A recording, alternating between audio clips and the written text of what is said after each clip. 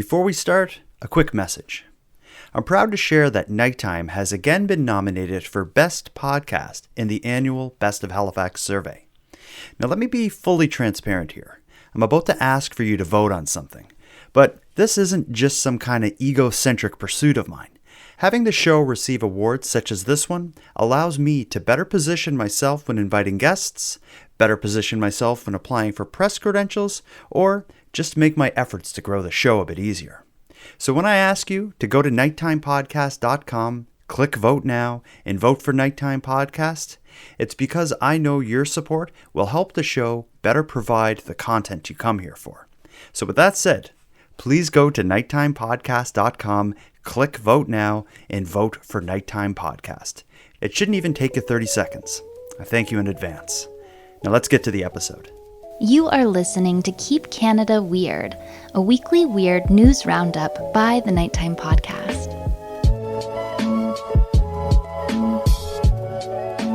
Hello listeners, and welcome back to the weekly Keep Canada Weird discussion series. If you're new here, Keep Canada Weird is a venue for my pal Aaron Airport and I to seek out and explore the more offbeat Canadian news stories that caught our eye over the past week.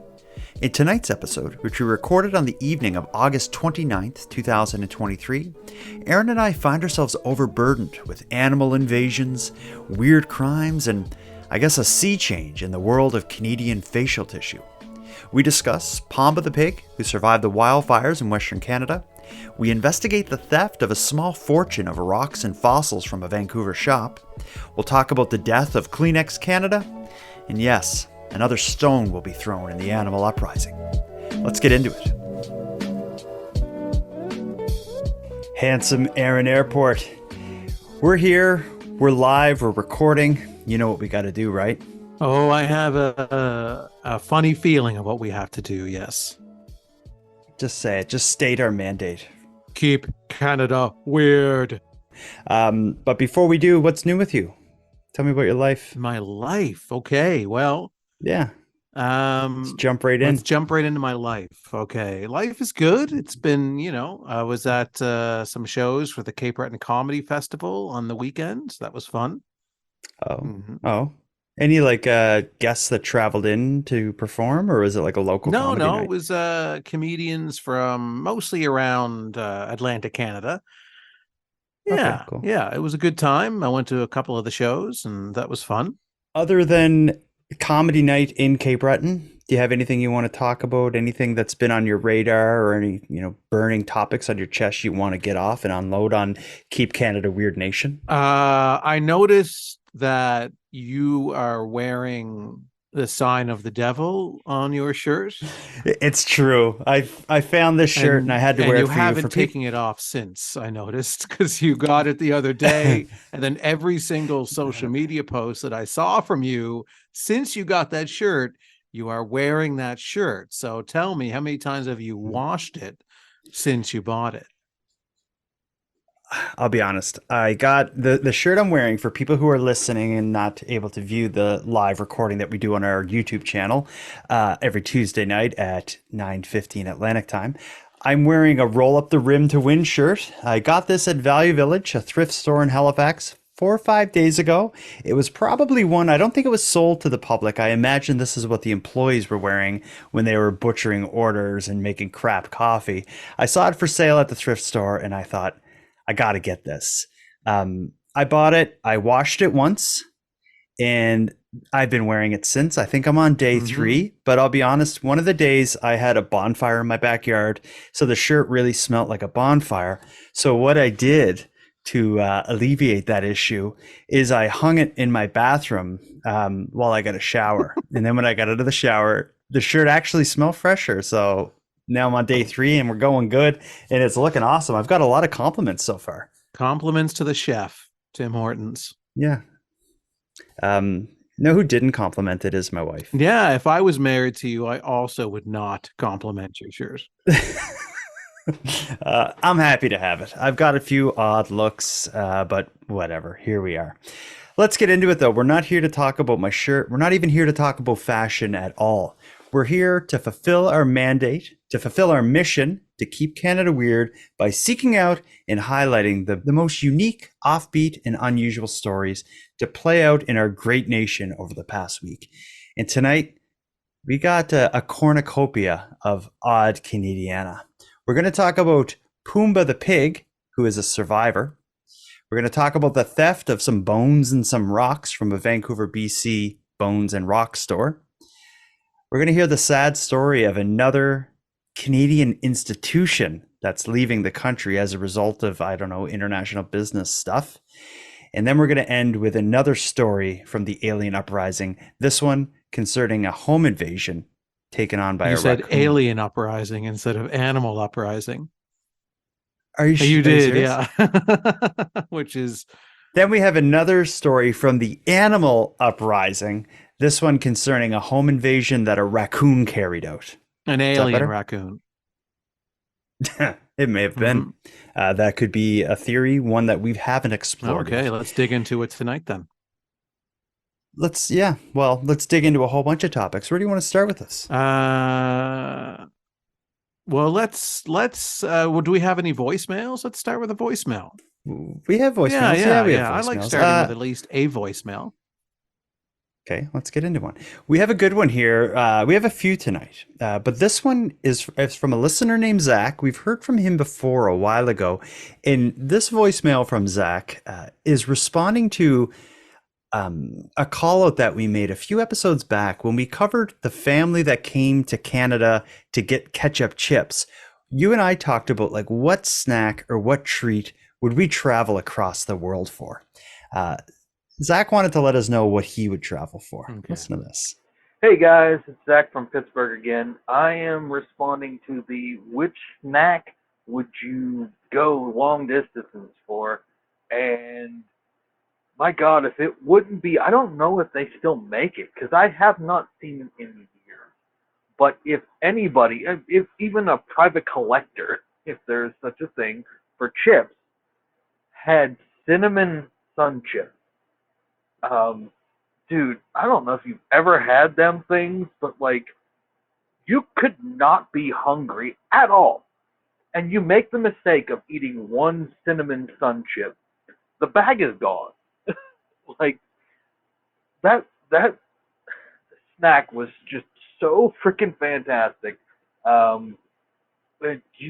Seriously, you take one and you just keep going and going and going and going to your own shame. Like, you'll finish the bag and go, oh shit, it's gone.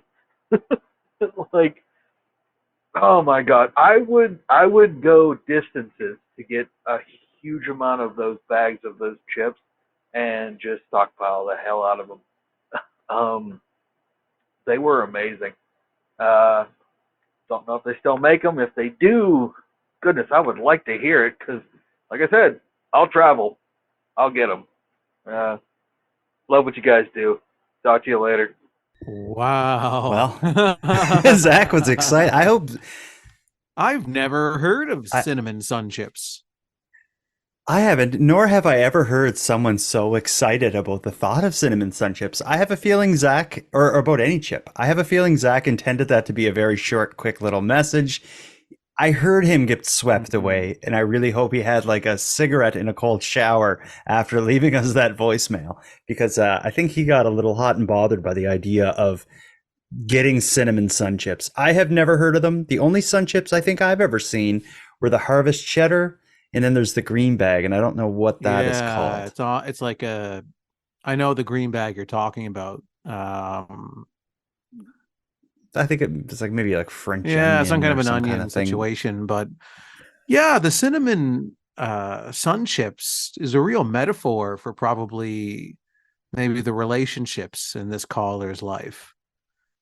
Because the way he spoke about it was that, you know, you have one chip and you enjoy it so much, next thing you know, the chips are gone, and then you're sad.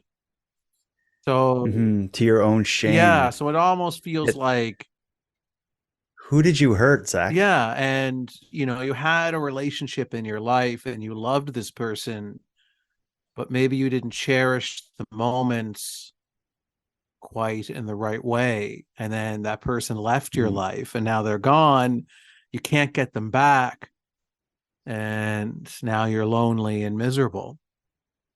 Mm-hmm. Calling in a Canadian podcast from Pittsburgh, To talking rant about, about a I'm using air quotes, cinnamon yeah, sun to rant chips. about a We chip that know doesn't who. exist.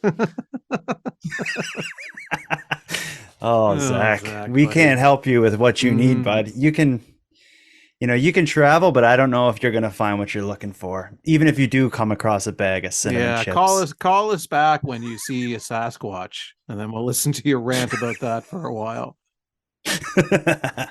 No, I feel bad for him. I think Zach's going through something, and it managed to manifest itself in a voice memo to our show. And I don't know who, or I don't know who the cinnamon sun chips are an analogy for, but if they're listening, Zach wants to hear from you. He misses you, Mhm. and he's And if sorry. anybody else has ever heard of cinnamon sun chips, we would really like to hear from you as well, because Yeah, clearly we don't because believe that they're real. yeah, if they are real, we may owe Zach an apology. Yeah. Well, maybe United States Congress will have a session about cinnamon sun chips and have Yeah, people that's right. say, well, behind closed doors, I can tell you about the cinnamon sun chips, but I can't say right Yeah, now. But I have talked to not someone in this who form. talked to someone who talked to someone who said they did try a cinnamon sun chip. We've wasted enough time. Let's get into it, Aaron.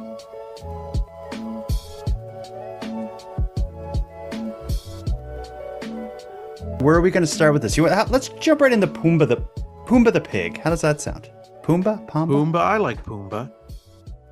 Okay. Poomba. Let's get into the story of a pig that is a survivor of the wildfires that have been tearing through the western side of Canada. Specifically, this pig survived the devastating fires that surrounded the pig on what remained of the Broken Rail Ranch in West Kelowna. The ranch was engulfed in flames last Thursday, but when the fires went out, Poomba was found roaming on the last remaining patch of grass. Listen to this. An extremely lucky pig is safe and sound after being caught in the wildfire chaos in West Kelowna. The incredible story shared on social media by Broken Rail Ranch. Operators say they couldn't move Poomba out in time as flames approached, so they opened her gate and let her run out. In the aftermath, Poomba was found nestled up to a Bobcat vehicle unharmed. Fire crews have been giving Poomba plenty of attention, giving her food and water. Unfortunately, the ranch Poomba called home will be closed for a while. Most of its structures burned. So the article we just listened to, I have a complaint about it, is they missed the most exciting and interesting part of this story. So the fires come, the farm is surrounded by flames, but the owners have no way to rescue all these animals. So what they do to give the animals a chance is they just open all the gates to let the animals, run free, which is what they did. The owners take off, saving themselves. The animals clear the gates and go off in their own, left to their own devices. After the flames started to calm down, one of the community members, like someone who lives nearby, had a helicopter, and they were just driving their helicopter around the area, surveying the damage.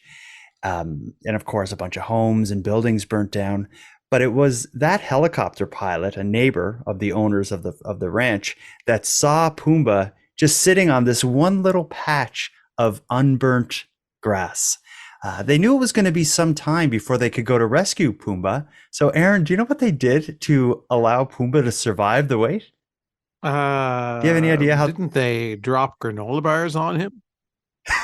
Yes, the helicopter pilot hovered over Poomba, who was sitting on this little patch of grass surrounded by black ash, and they dropped down a couple bags of granola bars, and the pig just chewed through them, and that's how he survived the last few days. And then once it was safe, they went in and took him home, and he's all right. Yeah, it's quite a fantastic story. And I don't know, are granola bars good for pigs? Or I guess in that situation, anything is good for a pig, but Yeah, I think it's like its health was, as far as like nutritional health was probably low on the list of priorities, but or considerations. I don't think a granola bar is something a pig should be living off of, but I think a pig, like those animals are just like living compost bins. They would probably just chew on a tree if they were hungry enough and get mhm. by. They'll eat anything. That's what like literally like people call people or other things pigs because they just eat too much or eat everything.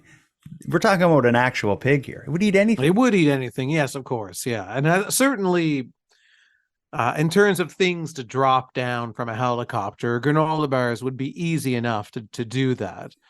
Well, though you could probably, they have enough weight to them that you could target them, and Mhm, they would drop down relatively where you're trying to drop them, I guess. mhm. And I'm sure a pig would love it. Something I saw one time that was kind of wild because relating to pigs. I was at a farm outside of Halifax where like you can go there in the fall and pick apples or pick pumpkins and bring your pumpkin home and all this stuff. But they also have animals you can like ride horses or touch the petting zoo. I guess you call it Hmm. a petting zoo. But what they were doing, we were there, I think this was last year. We were picking out pumpkins for Halloween, and the pumpkins that were misshapen or damaged or whatever, they would feed to the pigs. And we were there when they had this little, like, kind of tractor thing, and it dumped 150 pumpkins, let's say, into this pen with like 20 pigs, and the pigs went wild. And like there was like no pumpkin left within 2 minutes. These things ravaged the pumpkins. And it was disgusting. The sound of just a bunch of pig mouths and they're rolling in the pumpkin guts in their own filth. I think those pigs would have loved some granola bars. I'm happy Poomba the pig survived this. I hope the ranch is able to be rebuilt and Pumbaa will live a long, happy life and will remember what humans did for him or Well, her. now they're gonna have to, the owners are gonna have to stock up on granola bars because Pumbaa now has a taste for Nature's Valley dark chocolate, granola bars now, probably. Yeah. Oh, yo, yay. That was an interesting story. I think it was with the wildfires are so dark, it's affecting so many people across the country.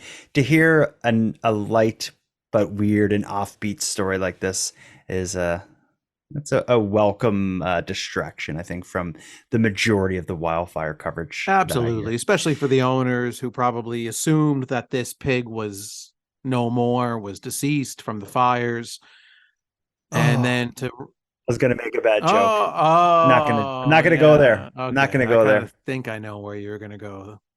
Yeah, don't even go there. Let's go on. Yeah, okay. Was it a barbecue joke? No, like Yeah, roasting that's a and barbecue joke, that's kind of a, yeah, I yeah. guess, yeah. Well, you're an awful It's awful. person, so that's a real reflection as to who Um, I'm working with here. an awful person with a damn good shirt Like, though. you I'll represent the take it. enemy, you go there every single day, and now you're wearing a shirt for a dirty shirt, legally a dirty shirt for several days now. Roll up the rim. Sure. It's uh, nonsense. You're I just a walking jackass. I saw actually I thought of you rolling your eyes at me yesterday when I was wearing the shirt. I had a Tim Hortons coffee in my I was walking down the street. I had a coffee from Tim. I was like I'm such a scumbag. I had come at a Dollarama, so I had a Dollarama bag. I had this shirt on, the roll up the rim shirt, and there's a Tim Hortons there, so I grabbed a coffee to have on the walk. So I'm walking down the street with a Tim Hortons cup of coffee, a Tim Hortons shirt, holding a Dollarama bag, and just it just hit me all of a sudden. Like if anyone sees me right now, they're probably laughing at me. No, they're not laughing. They're just rolling their eyes. So yeah. It's, Anyway, let's I don't know. You know where I it's went for my sad. coffee today? Where Robin's. I love There's none near my house in Halifax, so I don't know what it is, but Robin's it's great, but they don't have the market share to demand my coffee Yeah, dollars. but you're supporting the enemy. Like, Tim Hortons will always be on every single street corner as long as people like you are walking around. Mhm, Just take the I extra know. step and go somewhere else. Yeah, I got some soul searching to do.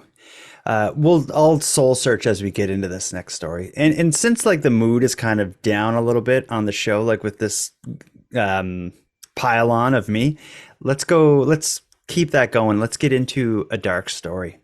This one relates to the theft of bones and rocks from a bones and rock store.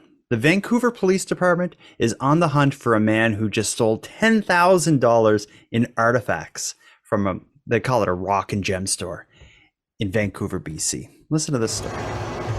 This is something that it's an extension of myself. It's a lot like people letting people into my home and then them taking from it. The owner of Rebel Rock and Gem here in South Vancouver says a man allegedly stole over $10,000 worth of artifacts, including dinosaur fossils that are millions of years old, while visiting his store 2 times in May. Adam Kelleher says he became suspicious when the same man visited his store 2 times, spending half an hour inside each time before leaving without buying anything. After the second time, he checked the security cameras and saw the suspect had put something in his pocket. So I ran after him, ran down the sidewalk, and actually caught up with him and asked to see in his pockets, and he's showing me, and there was nothing in his pockets. I didn't take the time to look further and see that later on he had moved it. You know, he crouched behind a cabinet and moved down and tucked it and put it in his bag there, and he had also put way more things in his bag. On Friday, the Vancouver Police Department released photos of the stolen fossils and the suspect, asking anyone who recognizes him to call them. He had the audacity to take a whole crinoid plate and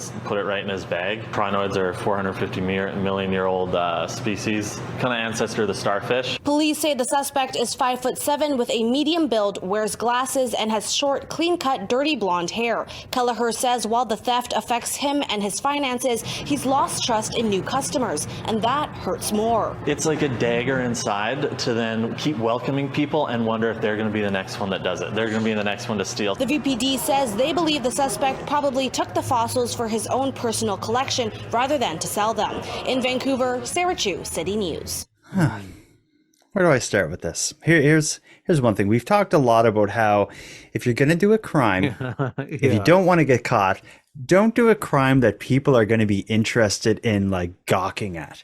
And I think the idea of stealing, 40 million year old fossils worth $10,000 and looking like an idiot on CCTV camera, like the security camera showing this like nerdy guy, like really slowly putting the fossils in his bag. This guy's just such a craphead. I hope he becomes famous, and I hope they get him. Well, he's so visible in the in the security footage. Oh, they got great you couldn't photos. Have better footage of someone stealing from your business, like, and we're so used to whenever you see security footage of somebody stealing from a store, usually they have like a hoodie on, or they're kind of a shady looking character. Like, there's a stereotype there that this guy does not fit into whatsoever. Like you say, he's a total like nerd. He's a dork, and you would think that like a nerdy guy like this would have a bit more of a clever way of stealing the fossils, right? But he doesn't. He's just there, and he's just completely visible in plain sight, being captured on camera in full view, and just putting the items in his bag. And very slowly too. If you watch on the camera, I feel like he was like terrified. He's so slowly moving it into his pocket as if like no one's gonna see me move, not realizing there's cameras all around. And then the other thing that proves he was like very kind of scared and whatever in there is the owner said he came in a couple times and stayed in there for like long periods of time. So I feel like this guy was in there like trying to hype himself up, or he was seeing shoplift. What was in there. Like, he wanted to scope out exactly what he wanted to steal first. So he goes in and eyes what he wants and takes the time to know exactly where it's located. That way, when he comes back, he knows exactly what to take and where, what shelf it's on, and all of that. So I don't know. Like, he's gonna get caught. He's so visible. There's no way he's. How can he not? How can he not? And I think he's just this mild, meek, nerdy crook with no way of getting away with it. He's like you said, a perfect shot of him captured. The owner even chased him down and caught him, but the owner just wasn't like didn't go through the guy's bag because I guess you can't do Yeah, that. I was kind of confused about that too, where he said, "Show me what's in your pockets," and then he'd already had the items in his bag. And then the guy's like, "Well, Mhm. I don't Well, have anything in my pocket." yeah, I guess the owner didn't push it further. The owner saw on the camera the guy take the things and put it in his pocket, and then went after him. When he got the guy opened his pocket or showed him what was in his pockets. He didn't have anything. But it was only later that the owner watched more of the video and saw that at another time during the crook's visit in the store, he took the stuff out of his pocket and snuck it in his bag. So the owner didn't take that step of searching the guy's bag. But he couldn't have anyway, unless the criminal wanted to. You can't just grab someone and search their bag. But I hope this guy gets caught. When you see like a store owner like this fella in this article here, he comes across as someone who is like running kind of like a mom pa style business, who has a true passion for the work he's doing. You can tell the owner of that business loves rocks and fossils, and the idea that like I'm sure that he enjoys his days of just chatting with the customers about the cool rocks and fossils. And then when someone comes in and breaks that trust by stealing, and $10,000, that's a lot of money. Mhm. I don't like this crime. I want them to get this guy. Yeah, this guy's not going to be able to leave his parents' basement for a really long time because everybody's going to recognize him when he walks down the street now. That's definitely it. His parents' basement has a couple rocks and fossils, a few of which are worth a ton of money thanks to this heist. Yeah. Um, I wonder if someone put him up to it. And he doesn't look like the. Usually, if someone puts you up to a crime, though, it's because you're vulnerable well, in this guy some looks way, like a or, like, I don't know, vulnerable drug addict. dweeb. Like, you could be cornered and be like, "Get me that fossil, nerd. That's not how it works. Get me that fossil You would now, you nerd." like this like alpha nerd Yeah. made like the beta nerd go in If and you steal. want to be a part of our computer club, you have to steal $10,000 worth of old starfish fossils. Bring them to us by high noon. I've looked for updates. I haven't seen an arrest made in this case yet. I think it's only a matter of time. Someone's going to recognize this dork, this stealing dork, and they're going to bring him down. Dork's honor. It's okay to be into like nerdy stuff. I collect G.I. Joe figures from the 80s and comic books. I'm sure you have a bunch. You're into theater, which is traditionally nerdy, I would say. No, it's not nerdy, It is no. nerdy. I do nothing nerdy. Everything I do is wicked cool. I'm at the top of the food chain when it comes to coolness. Okay. I will say I'm a nerd then, but I think if you're going to be a nerd, you wear it with pride and honor. You break the nerd's code if you steal from another nerd, I say. So screw you, rock and fossil thief, and I'm sorry for insulting you, Aaron. Let's get on to the next story.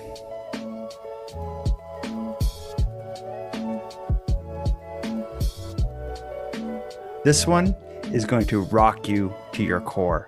Not because it involves teenagers who are out of control and misbehaving, not because it involves animals that are rising up and probably going to eat us or worse. It's because another Canadian institution is leaving the country as a result of business stuff that I imagine you are able to understand. We grew up blowing our noses with Kleenex, didn't we?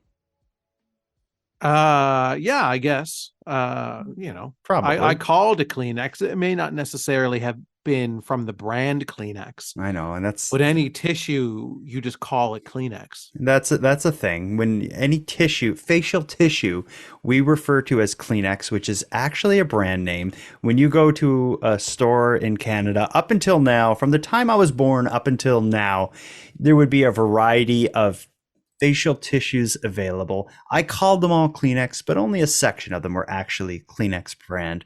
But that time is coming to an end. The parent company of Kleenex is leaving Canada. Listen to this. When Canadians have the sniffles, they don't often ask for a tissue. When you think of facial tissues, you say, oh, Kleenex, Kleenex, Kleenex. Now the brand that's become part of Canada's cold and flu lexicon is leaving. I guess I won't wipe my nose. I still require Kleenex in my daily life, so I'd appreciate if you would not pull it. Parent company Kimberly-Clark is blaming unique complexities and constrained supply for why it will no longer sell Kleenex in Canada. They are being quite vague. Maybe the volume is so low now that they can't run their production facilities efficiently. The company has made Kleenex and other products at its Huntsville, Ontario factory for more than 50 years. Kimberly-Clark did not say whether the plant will be affected. The U.S.-based company told Canadians goodbyes are never easy and thanked them for their loyalty to our Kleenex brand facial tissues for the past few decades. Interesting. Have to see who fills that space. Kleenex is just the latest brand to leave the Canadian market. Earlier this year, Nestle Canada pulled its frozen food brands Delissio, Stouffer's Lean and Life Cuisine, with the company saying they were not part of its long-term strategy here. And last year, Little Debbie stopped selling its sweet snacks in Canada, while cone-shaped bugles were discontinued as well. Canada is a tricky market to do business in. You've got different languages here too. Your packaging, you have to have unique packaging for Canada. And a concentrated group of grocery store owners with a lot of buying power may also be pricing Kleenex out of the market. That's a shame. I think they had the best quality. Although few consumers will really shed a tear over having to find a new tissue brand, it's likely they'll still ask for a Kleenex.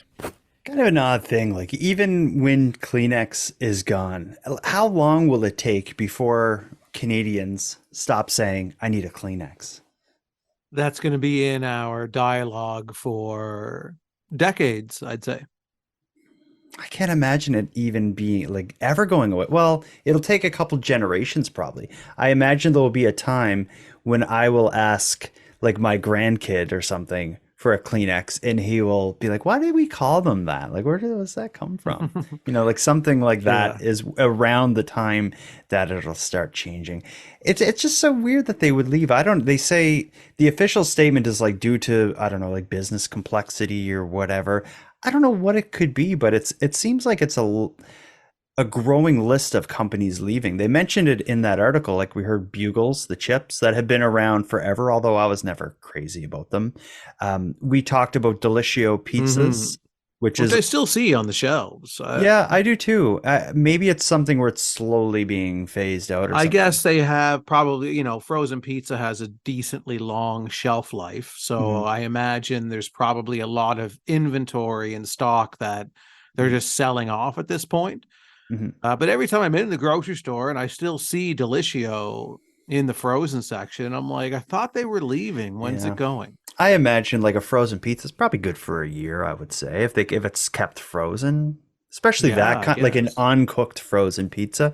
But I also couldn't find a date of when Kleenex will no longer be on the shelves. Yeah, I imagine it's a phasing out. I don't think it's just instantly gone as we're seeing in the case of Delissio. I'm sure there's contracts that probably need to be finished off. I'm sure it's a slow process, but I just think the Canadian market demands a lot from outside companies. We're a small market.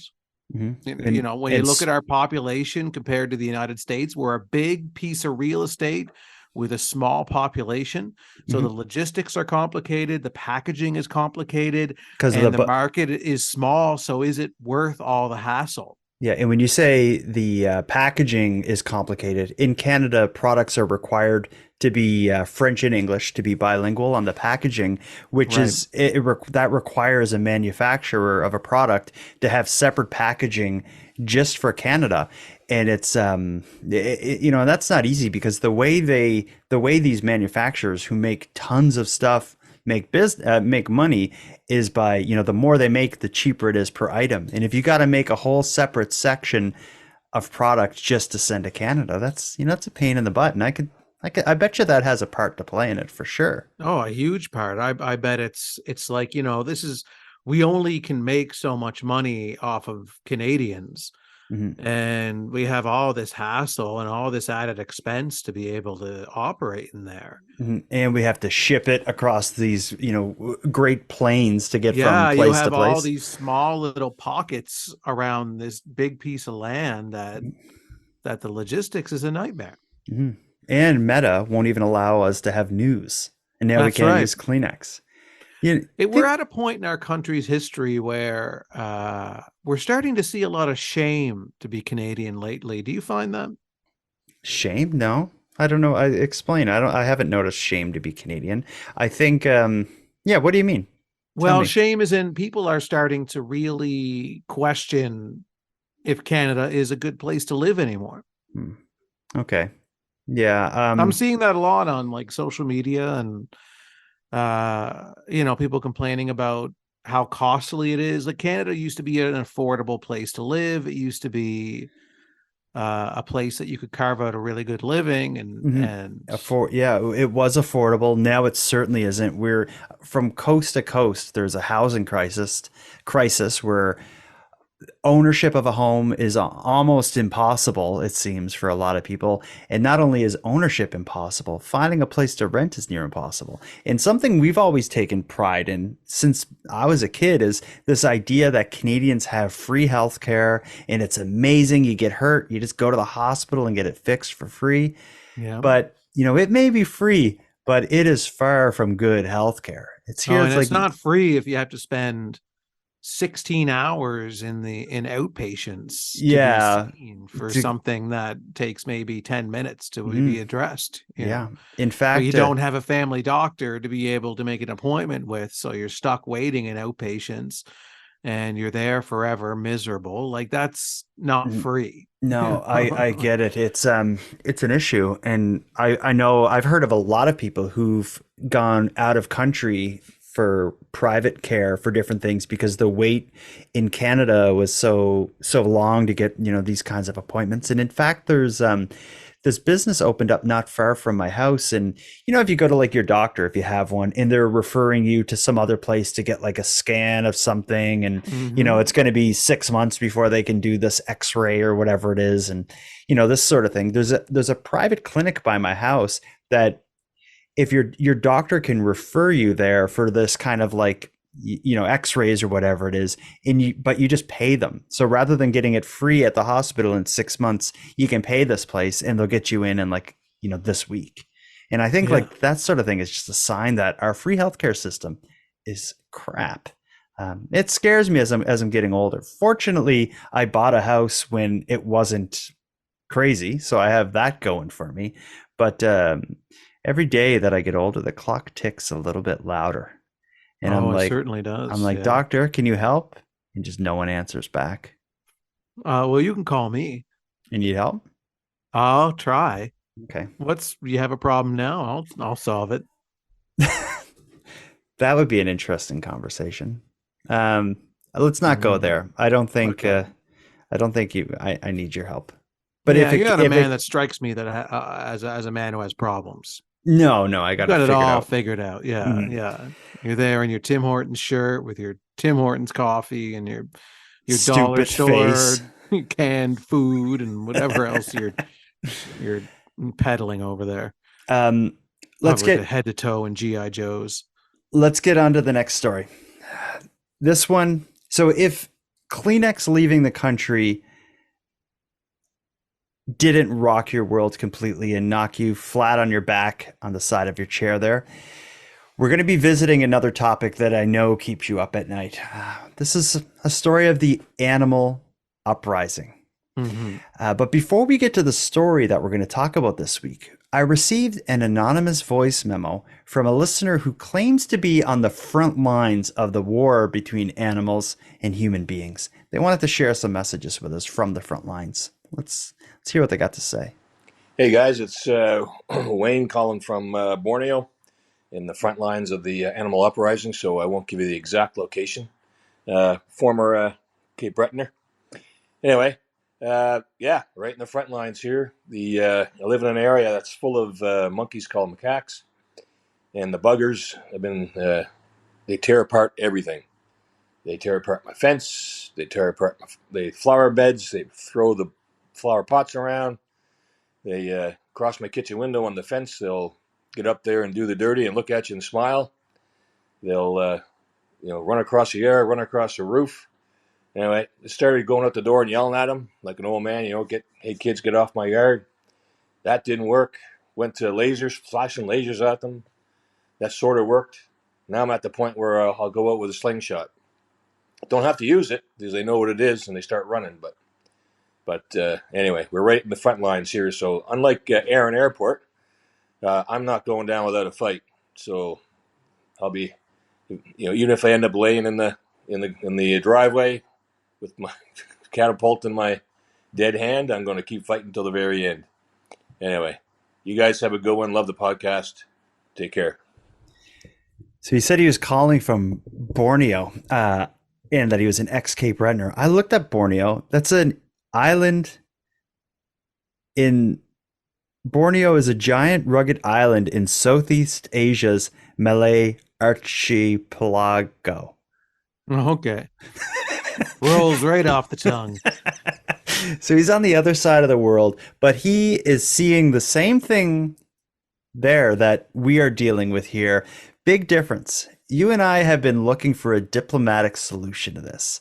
We, I think, have resigned to our fate that our position in the hierarchy of living things is about to change.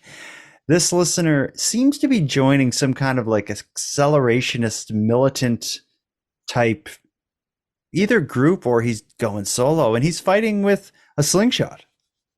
Yeah, he's making a huge mistake. But I guess what choice do you got? If they're doing the dirty in your window and smiling at you, that's terrifying, these monkeys, what they're doing. You just have to thank them for it. Thank you. Anytime you want to defecate on my windowsill, it is here, Mr. Overlord. Is it defecation that he means when he says doing the dirty? I think the monkeys are literally pleasuring themselves. Not even. I think they're literally in the window reproducing. Fornicating. Yeah. Which could be maybe an FU in terms of like, I'm so comfortable in teasing you that I'm going to fornicate in this window and smile. Or it could be like, I'm making more monkeys. Whether it's defecation or fornication, either way, you must thank them for it and allow them the space to carry on what they're doing. Okay. Because these are our overlords. Mm-hmm. And overlords can do whatever they want to you and around you. Mm-hmm. And to think that you can fight back, it's not going to do you a service. It's not going to do you any good because you can't win this war. So all you can do is submit and hope for the best, like I am doing. I have submitted. Mm-hmm. I would be honored if several monkeys came to my window right now and had sex in front of me. And I would appreciate it. And if they would allow me, I would take photographs. All right. I'm glad to hear another perspective on how to deal with this. I think this is the first person we've spoke to who is going out swinging, who is going to live by the sword and die by the sword. Well, I'd be dying by the sword for sure. I think that's going to be the outcome, but they're going to fornicate on top of his dead body when they're through with him. I tip my hat to you. Go out the way you want to go out, buddy. And we appreciate the voice memo. Hopefully you get home to Cape Breton from Borneo before push comes to shove. Let's get into the next story, though. And we're not done with animals yet. This one is the story of a house invasion, a home invasion, home invasion. Home invasion in a place called Langford, BC. In this story, we're going to hear about how two adults, a dog, and two RCMP officers were almost killed by a raccoon. Listen to this. A disturbance in a Langford home. Two officers responded. It takes both to apprehend the suspect. 2.5 feet and 20 pounds of mayhem. Anything moving was a threat. It was very aggressive. It happened Tuesday night, a pre-bedtime backyard romp by Chance. The family dog leads to a Chance encounter with a roving raccoon.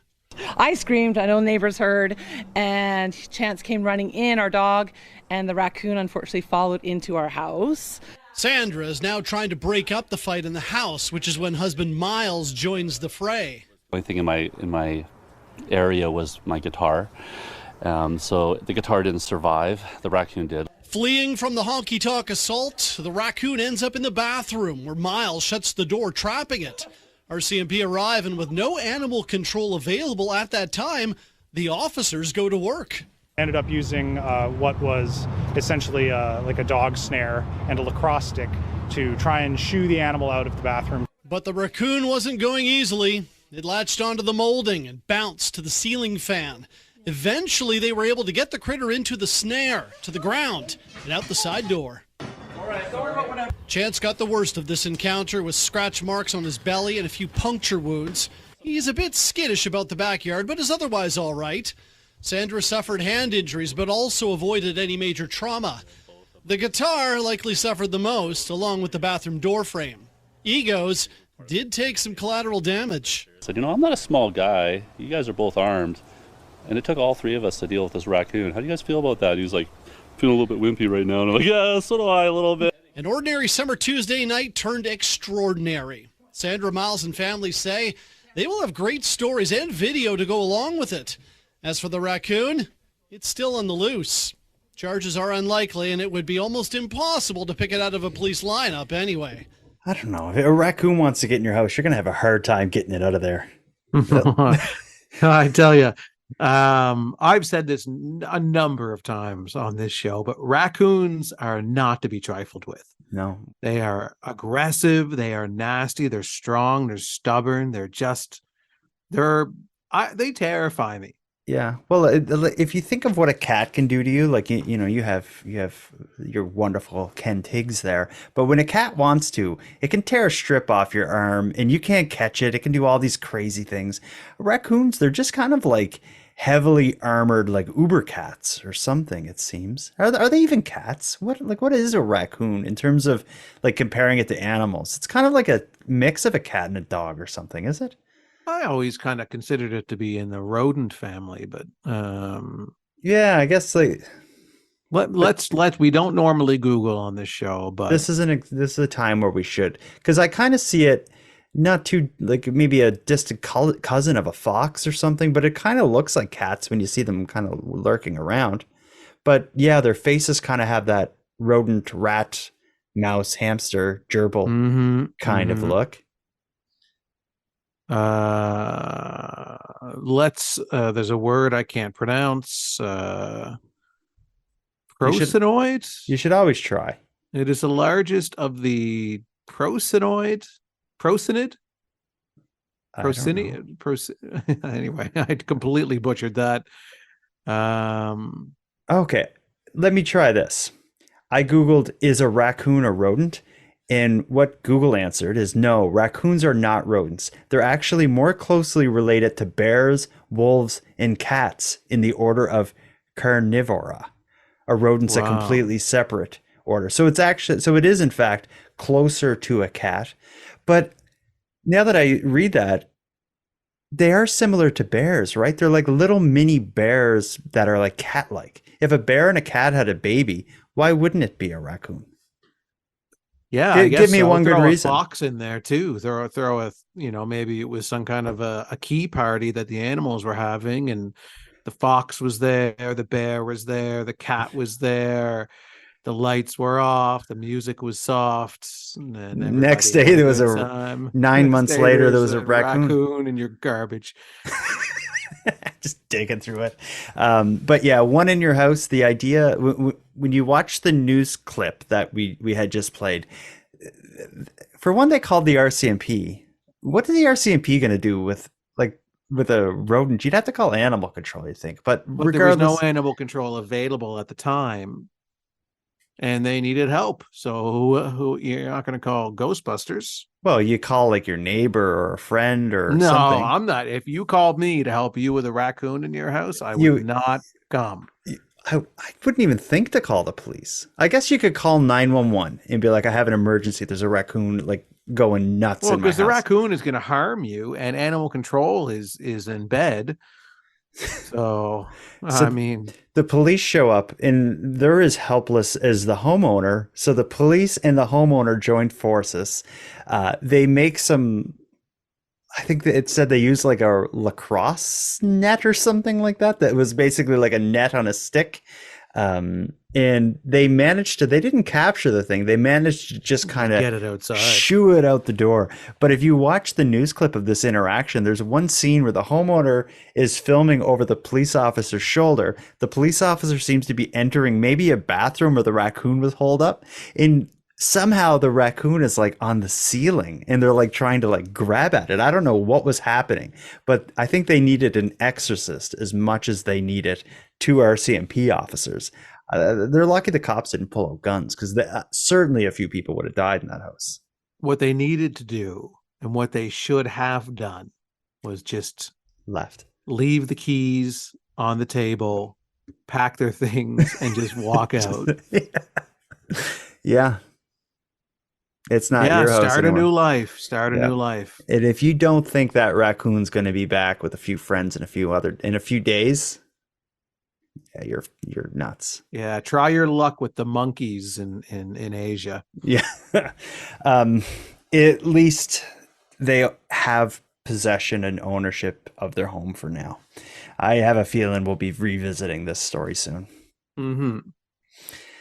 I think we've done it though, Aaron. We've covered a lot of ground tonight. Let me just recap what we talked about. We heard about Poomba, the surviving pig. We talked about the theft of the bones and the rocks. We heard how KLEENEX was leaving Canada, and we had the raccoon home invasion.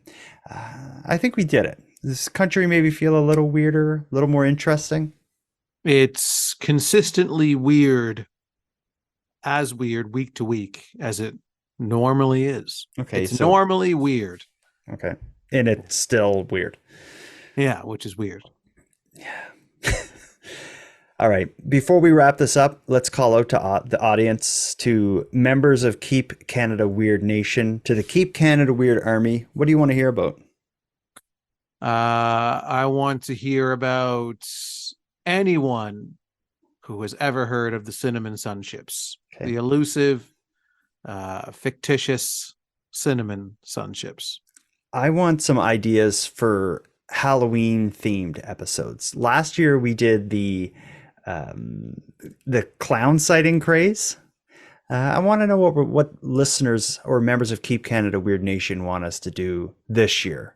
Yeah. I forgot we did that episode where we covered the clowns. That was fun. I love that. Yeah, I want to find something fun to do this year as well. Any listeners out there who have any ideas on what they would like to hear for Halloween content from Keep Canada Weird, DM us. DM us via a voice memo sent through nighttimepodcast.com/contact. Yeah, that. What he said. Let's put a bow on this, Aaron. Until next time. Jordan, until next time. Don't trust a nerd, and carry some granola bars in case things get wild. Yeah, carry granola bars, but be careful the nerd doesn't steal your granola bars right in front of you.